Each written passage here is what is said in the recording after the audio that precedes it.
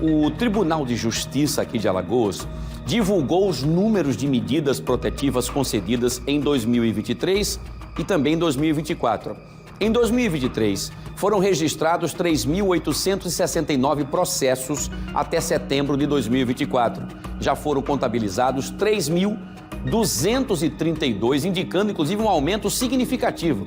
Eu vou continuar a falar sobre esse assunto, porque eu vou trazer agora a Maria Maciel ao vivo, nesse exato momento, porque a Maria vai trazer informações importantes de como é que essas mulheres que se sentem ameaçadas, com essa que nós mostramos aqui na matéria, como é que elas podem buscar essa proteção e devem buscar essa proteção. Fiquem atentos, porque é uma informação muito importante e uma prestação de serviço. Maria Maciel, é você, boa tarde.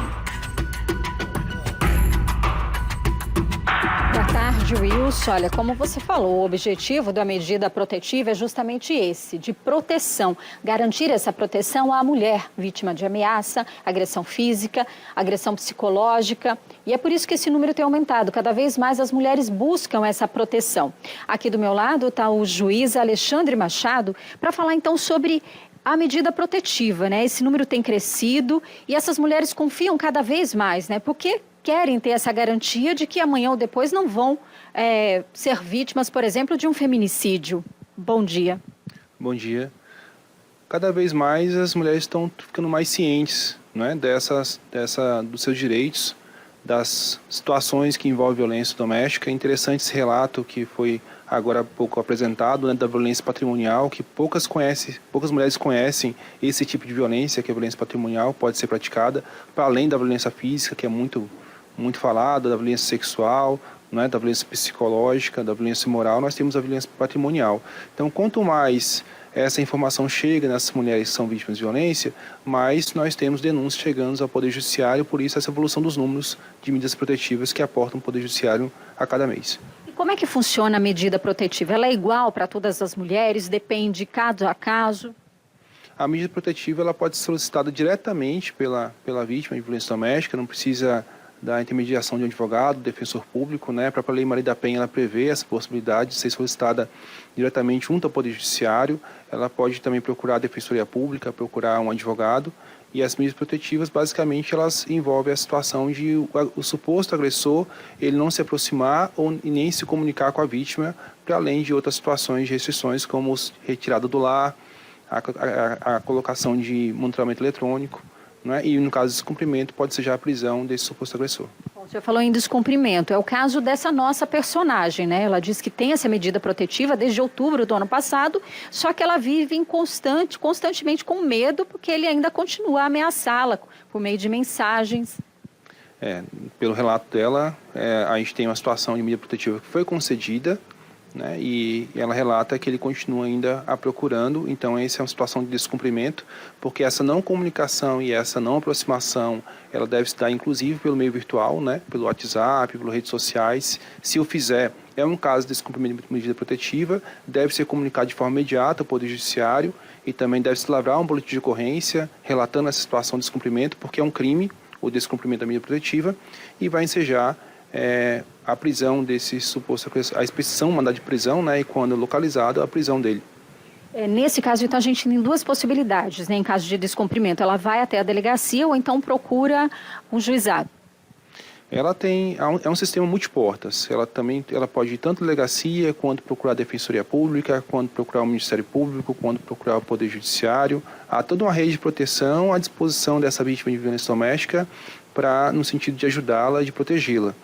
Então, o primeiro caminho, evidentemente, é ela procurar uma dessas portas, né? Tanto o Poder Judiciário e diretamente ao juizado onde foi concedida essa medida protetiva, no sentido de denunciar, né, de informar que está havendo descumprimento dessa medida protetiva, e a partir daí o juiz ele despacha no sentido de dar uma decisão no sentido de determinar a prisão desse suposto agressor, quanto também ir na delegacia de polícia, fazer um boletim de ocorrência, no sentido de se abrir ali um inquérito policial para apurar esse descumprimento da medida protetiva, porque é um crime autônomo. Mas também pode fazê-lo por meio da Defensoria Pública ou informando também o Ministério Público. Agora, todo esse processo é demorado, é rápido, tendo em vista aí que a vítima está sendo ameaçada? As medidas protetivas elas são concedidas num prazo muito curto, geralmente de forma imediata nós damos a decisão, né? A decisão tem que ser proferida até no prazo de 48 horas, mas a gente faz isso de uma forma muito mais rápida, né? Então, assim que há essa informação nos autos acerca do pedido da medida protetiva ou eventual descumprimento da medida protetiva, nós despachamos de forma imediata no processo e, a partir disso, é expedido mandado de prisão, no caso, se a gente determinar a prisão desse suposto agressor, para a captura desse agressor. Então, se houver endereço formado nos autos, a polícia ela vai a esse endereço no sentido de capturar esse agressor, se não, mandado de prisão ele fica ali em aberto, aguardando o cumprimento. Muitas mulheres que têm medidas protetivas, elas acabam ficando um tanto ainda inseguras, justamente por conta dessa possibilidade do descumprimento. Mas hoje a Justiça tem feito, tem colocado muitos desses agressores atrás das grades, justamente para que as mulheres acreditem, né, tenham confiança de que o sistema funciona e que elas vão ter essa garantia? É importante que a sociedade ela acredite na resposta que o Poder Judiciário pode dar. O silêncio, não procurar essa rede de proteção não é a alternativa adequada, né? Evidentemente que nós podemos ter algumas falhas, né, dentro do sistema, mas a gente sempre age no propósito de consertar essas eventuais falhas que podem vir a existir. E nosso objetivo é realmente prestar melhor proteção a essa mulher vítima de violência. Então, é importante que a sociedade acredite na resposta que o Poder Judiciário pode dar, essa vítima de violência também acredite, que denuncie esses casos de violência ou eventuais casos de descumprimento da medida protetiva, devem ser denunciados de forma imediata, até para a gente conseguir romper esse ciclo de violência. Porque, por exemplo, nessa situação que foi informada, ela já estava numa situação de violência doméstica familiar, teve medida protetiva, de violência ela continuou. E há um risco aí de essa violência ela evoluir até um feminicídio. Então é importante que cada vez mais a sociedade tenha consciência desse papel, do seu papel de denunciar esses casos de violência, da vítima também trazer essa informação, né, se empoderar e trazer essa informação ao Poder Judiciário. E por muitas vezes ela tem um certo receio de denunciar, ou medo, ou desconhecimento, né, ou às vezes não acreditar na resposta que o Poder Judiciário pode dar a esses casos, mas cada vez mais nós temos tido medidas protetivas aportando ao Poder Judiciário, concedendo liminares nessas medidas protetivas, e sem dúvida alguma é uma ação que salva muitas vidas. Muito obrigada, então, pelas informações, né? Foram mais de 3 mil medidas protetivas só esse ano, né? Até agora em setembro, e realmente essas medidas têm ajudado com que muitas mulheres continuem vivas, né? E esses agressores mantenham distância. É por isso que realmente as mulheres têm que denunciar, mesmo com agressão e também por conta desse descumprimento. É com você, Wilson. Muito bem, Maria. O doutor Alexandre está com o nosso ponto. Eu queria aproveitar para fazer uma pergunta ao doutor Alexandre Machado, que é o magistrado que está trazendo essa informação importante para a gente aqui.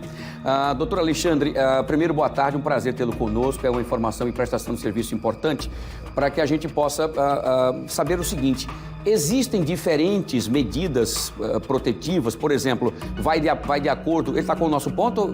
Ele retirou o ponto. Vamos colocar novamente o ponto nele aqui. Doutor Alexandre, muito bem, agora você está me ouvindo. Um prazer tê-lo conosco aqui, doutor Alexandre, para a gente falar um pouquinho sobre essa situação como prestação de serviço. Muito bem. É o seguinte, eu queria fazer uma pergunta, se há diferenças, por exemplo, nessas medidas protetivas. Por exemplo, algumas mais graves, onde é que entra, onde é que se encaixa a Patrulha Maria da Penha, se os equipamentos eletrônicos, se o botão de pânico, se tudo isso é utilizado para poder dar um pouquinho mais de segurança e tranquilidade, evitando, por exemplo, que a gente tenha visto como o caso que nós mostramos agora há pouco, em que a moça tinha medida protetiva e mesmo assim o agressor foi lá e a matou. Não nesse caso, mas em outros casos também, não dando a medida protetiva aquela solução ou a blindagem que essa mulher precisa. Quais são as diferenças de medidas protetivas? Todas são do mesmo nível ou há diferenças e quando é que se pede, então, por exemplo, o equipamento eletrônico para que possa expelir, digamos assim, ou impedir que esse agressor consiga consumar o seu ato de matar a ex-companheira? Boa tarde. Boa tarde. A medida protetiva ela é uma medida que nós chamamos de cautelar penal. Então, é uma medida protetiva que tem como objetivo proteger a mulher vítima de violência, né? Então, ela não tem como escopo proteger o processo, né? Então, a proteção é da mulher vítima de violência, é uma medida de proteção, por isso que chama medida protetiva. E ali nós estabelecemos diversas condições que esse suposto agressor ele deve observar, né? Evidentemente que essa gradação das condições ela vai ser definida de acordo com o caso concreto.